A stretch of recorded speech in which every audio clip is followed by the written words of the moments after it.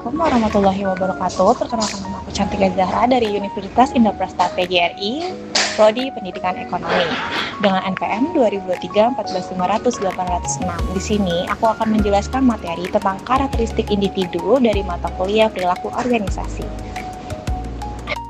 Karakteristik individu yaitu memahami sifat, biografis, dan kemampuan individu dalam konteks organisasi dan perilaku kerja. Memahami karakteristik individu mulai dari sifat, biografis, hingga kemampuan sebagai dasar untuk mengerti perilaku manusia dalam organisasi. Jadi, setiap manusia memiliki karakteristik yang unik dan berbeda-beda.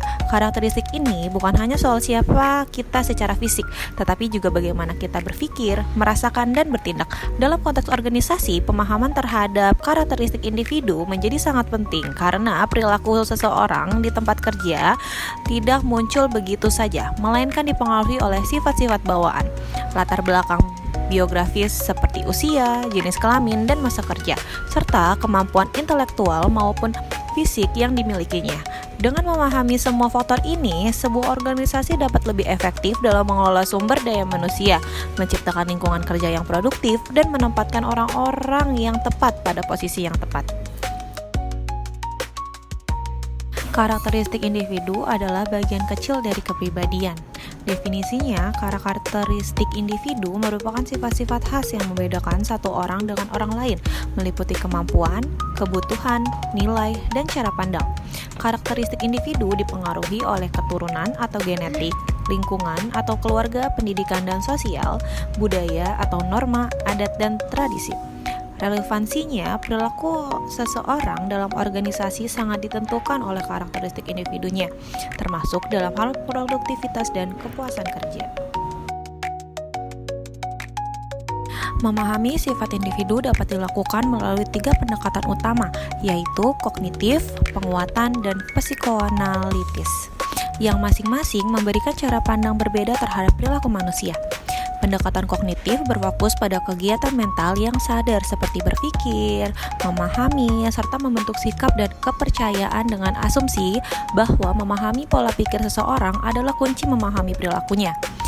Pendekatan penguatan atau reinforcement yaitu melihat perilaku sebagai hasil dari stimulus dan respon, di mana pemadaman dan hukuman berperan dalam membentuk sikap seseorang.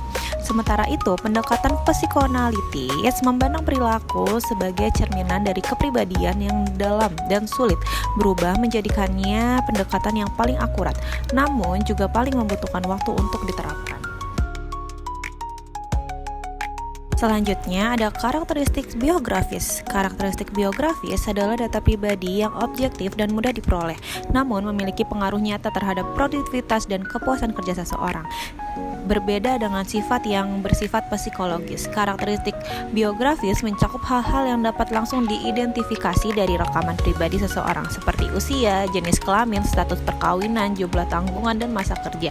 Meskipun terlihat sederhana, faktor-faktor ini terbukti mempengaruhi cara seseorang bekerja, seberapa sering ia hadir, dan seberapa puas ia dengan pekerjaannya. Memahami karakteristik biografis membantu organisasi dalam mengambil keputusan yang lebih adil dan tepat sasaran terkait pengelolaan karyawannya.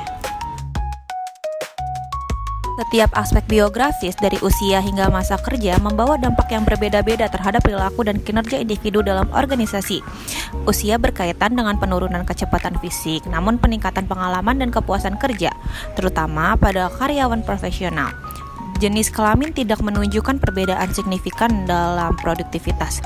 Meski wanita cenderung memiliki tingkat absensi lebih tinggi akibat tanggung jawab keluarga yang lebih besar, karyawan yang sudah menikah terbukti lebih loyal dan lebih puas dalam bekerja dibandingkan dengan yang belum menikah. Semakin banyak tanggungan yang dimiliki, semakin besar kemungkinan absensi dan loyalitas terhadap pekerjaan justru cenderung meningkat. Adapun masa kerja yang lebih lama berkolerasi dengan rendahnya tingkat pembolosan dan kecilnya kemungkinan pengunduran diri. Selanjutnya ada kemampuan individu. Kemampuan individu baik intelektual maupun fisik adalah kapasitas nyata yang menentukan sejauh mana seseorang dapat menjalankan tugas-tugasnya secara efektif.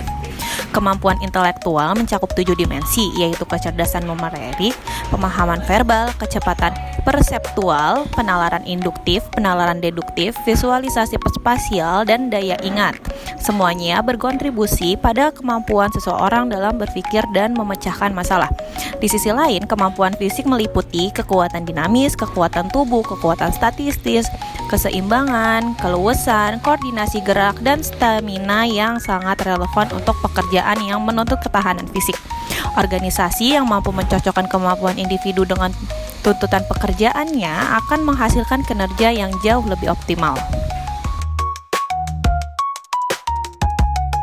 Karakteristik individu yang meliputi sifat, biografis, dan kemampuan adalah fondasi utama yang membentuk bagaimana seseorang berperilaku dan berkontribusi dalam sebuah organisasi.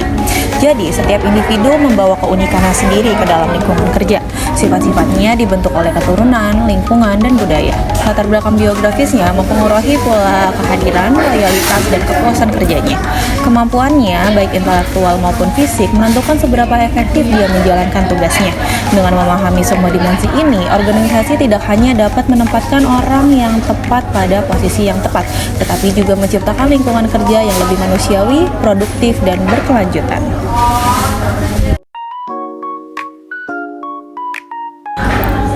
Ingat ya, organisasi yang hebat bukan lahir dari individu yang sempurna, tapi dari individu yang dipahami dan ditempatkan di tempat yang tepat.